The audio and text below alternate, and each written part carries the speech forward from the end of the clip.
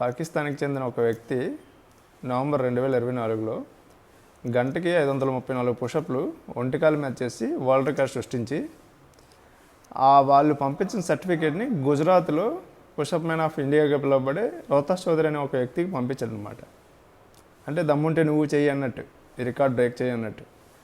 అయితే ఇతను ఏం చేశాడు, 27 కేజీల 875 గ్రాముల బరువును వేసుకొని రోజుకి 4 గంటలు ప్రాక్టీస్ చేసి అతి కొద్ది సమయంలో చాలా తక్కువ టైంలోనే ఏం చేశాడంటే ఈ రికార్డ్ని బ్రేక్ చేశాడు. అలాగా 43 మినిట్స్లోనే 534 కాదు 544 పుషప్లు చేసి ఓవరాల్గా గంటకి 704 పుషప్లు చేశాడు అనమాట. చేసి వాళ్ళకి కొత్త రికార్డుని సృష్టించాడు.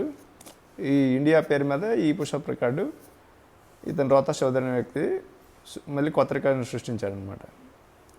అయితే రీసెంట్గా జనవరిలో 2025లో స్పెయిన్కి చెందిన ఒక వ్యక్తి 700 సంథింగ్ ఎంతో ఈ పుషప్లు చేస్తే మనోడు మళ్ళీ 35 కేజీల వెయిట్ని వేసుకుని ప్రాక్టీస్ చేసి ఈసారి గంటకి 734 పుషప్లు చేసి మళ్ళీ కొత్త రికార్డుని వరల్డ్ రికార్డుని సృష్టించాడు.